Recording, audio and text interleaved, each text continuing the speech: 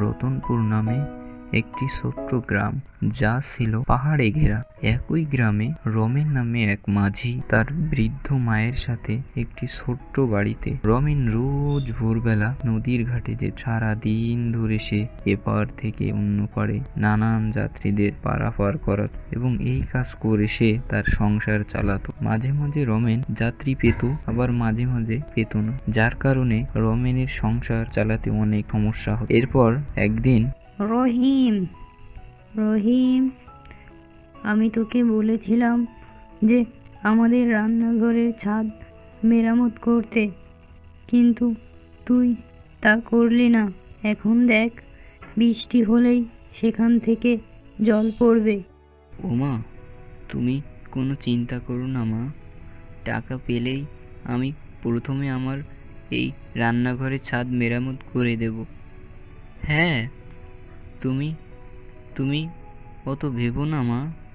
গত কয়েক মাস ধরে তুই তো একই কথা বলছিস যে টাকা পেলেই আমাদের রান্নাঘরের ছাদ মেরামত করে দিবি, কিন্তু সেই দিন তো এখনও এলো না। ওমা, তুমি তো ভালো করেই জানো গো মা, আমাদের অবস্থা এখন কেমন। বাবার মৃত্যুর পর আমাদের দিন কেমন করে কাটছে।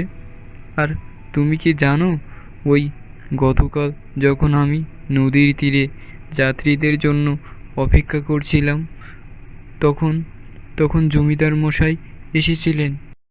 রমেন, তুমি কি জানো তোমার বাবা আমার কাছে ঠিক কত টাকা ঋণ নিয়েছিলেন, নাকি ভুলে গেছো?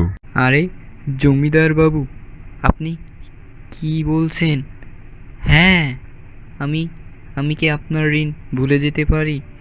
আমার বাবা তো আপনার কাছ থেকে টাকা নিয়েছিলেন।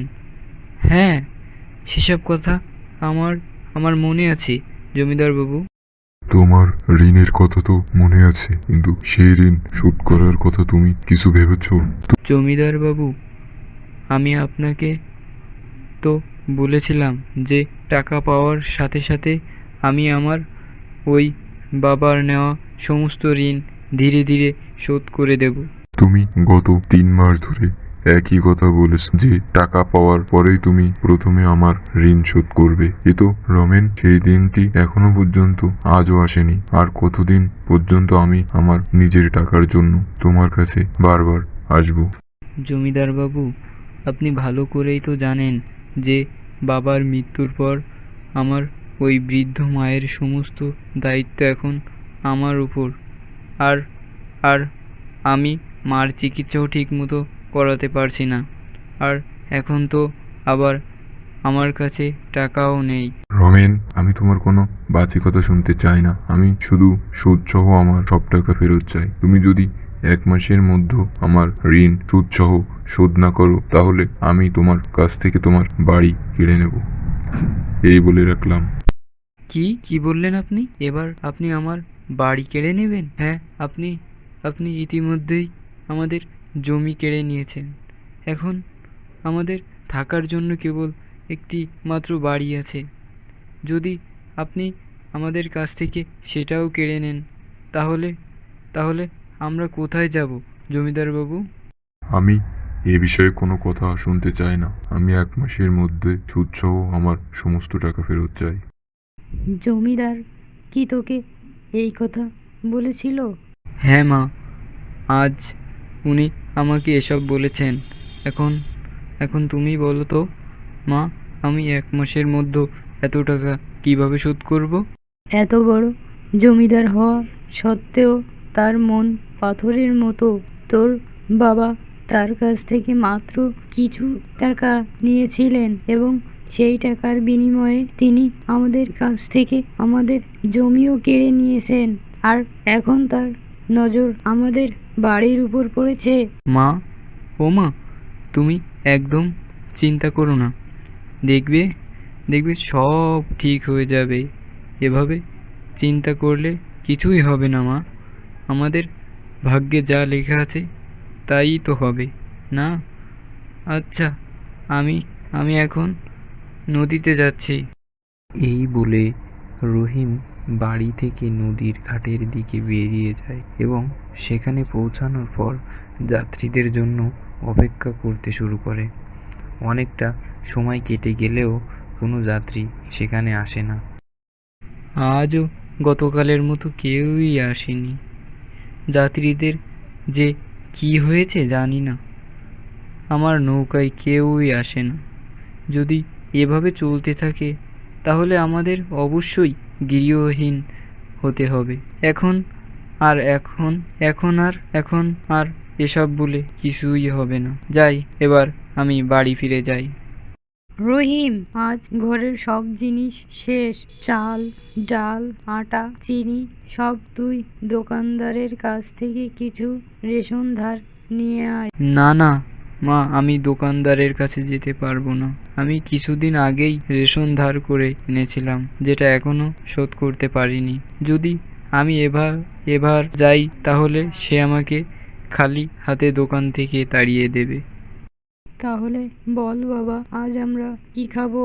মা, আমি যাচ্ছি, দেখি আজ কোনো যাত্রী পাই কিনা, তারপর কিছু রেশন না হয় নিয়ে আস। রহিম ঘর থেকে বেরিয়ে যাত্রীদের জন্য অপেক্ষা করতে থাকে, কিন্তু আজও কেউ তার নৌকায় আসে না। আমার সাথে এসব কি হচ্ছে? হ্যাঁ, আমি জানি না আমার ভাগ্যে কি লেখা আছে। কেন জানি না আমাকে এত সমস্যার সম্মুখীন হতে হচ্ছে। ঘরে একটা দানাও খাবারও নাই এবং আমার মা ঘরে বসে আছেন এই আশায় যে আমার ছেলে নিশ্চয়ই কিছু নিয়ে আসবে, আর এদিকে একজনও যাত্রী আসেনি। না না, আমি আমি আর আমার মায়ের কষ্ট দেখতে পাচ্ছি না, না আর পারছি না। রহিম যখন নিজের সাথে কথা বলছিল ঠিক তখনই সেখানে এক মহিলা আসে। তুমি কি আমাকে নদীর ওপারে নিয়ে যাবে? হ্যাঁ, কেন নয়, তুমি অবশ্যই আমার নৌকায় বসতে পারো। কিন্তু আমার কাছে তোমাকে দেওয়ার মতো কোনো টাকা নেই। আমার টাকার থলি এই জঙ্গলে পড়ে গেছে। তোমার কাছে টাকা নেই? ও ঠিক আছে, আমি তোমাকে নদী পার করিয়ে দেব। তুমি আমার নৌকায় এসে বসো। রহিম সে মহিলাটিকে তার নৌকায় বসিয়ে নদী পার করিয়ে দেয়। তোমাকে অনেক ধন্যবাদ মাঝি, তুমি আমাকে বিনামূল্যে নদী পার সাহায্য করেছো। কিন্তু তোমাকে এত দুঃখী দেখাচ্ছে কেন? কি ব্যাপার? তোমাকে আর কি বলবো, তোমাকে আমার দুঃখের কথা বললেও তো কমবে না। বলোই না, কি ব্যাপার? ও, গত কয়েকদিন ধরে আমার নৌকায় কোনো যাত্রী আসছে না। টাকার অভাবে আমার অসুস্থ মার চিকিৎসাও করাতে পারছি না। এদিকে জমিদার ঋণের টাকা দিন দিন বাড়ছে। আমি যদি এবার জমিদার মশাইয়ের টাকা ফেরত দিতে না পারি তাহলে উনি আমাদের বাড়িটাও কেড়ে নেবেন। এই ব্যাপার, তুমি একটু অপেক্ষা করো। এরই মধ্যে সেই মহিলাটি একটি সুন্দর যুবতীর রূপ ধারণ করে। আরে আরে, এটা কি হচ্ছে? আরে চিন্তা করো না রহিম, আমি আমার ছদ্মবেশ পরিবর্তন করে এভাবেই মানুষের পরীক্ষা নিই। আর তুমি আমার পরীক্ষায় উত্তীর্ণ হয়েছো। তোমার মন অনেক পরিষ্কার ও তুমি একজন সৎ মানুষ। এরপর সেই সুন্দরী যুবতী বিড়বিড় করে সে কিছু একটা বলে এবং কিছুক্ষণের মধ্যেই সেখানে সোনার মুদ্রা ভর্তি একটি পাত্র চলে আসে। এটা তোমার সততার পুরস্কার, এটা রাখো। এই সোনার মুদ্রার সাহায্যে তোমার জীবনের সমস্ত দুঃখ দূর হয়ে যাবে এবং তুমি একটি সুন্দর জীবন কাটাতে পারবে। তুমি কি সত্যি বলছো? সোনার মুদ্রা ভর্তি এই পাত্রটি আমার? হ্যাঁ, এটা সত্যি। হ্যাঁ রহিম, এই পাত্রটি তোমার। তুমি এটা তোমার কাছেই রাখো। তোমার সমস্ত কষ্টের অবসান হবে। এবার আমি আসি। এরপর সেই সুন্দরী যুবতী অদৃশ্য হয়ে যায় এবং রমেন সেই সোনার মুদ্রা ভর্তি পাত্রটি তুলে তার বাড়ি ফিরে আসে। এরপর রমেন তার মাকে সবকিছু বলে। তুমি কি সত্যি বলছো? সোনার মুদ্রা ভর্তি এই পাত্রটি আমার? হ্যাঁ, এটা সত্যি।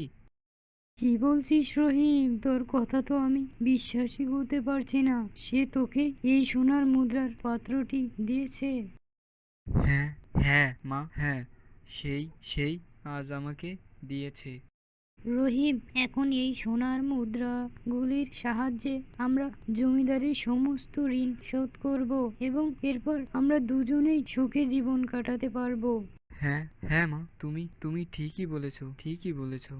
এরপর রমেন জমিদারের সমস্ত ঋণ শোধ করে এবং তার অসুস্থ মায়ের চিকিৎসা করায় এবং তারা দুজনেই সুখে ও আনন্দে জীবন অতিবাহিত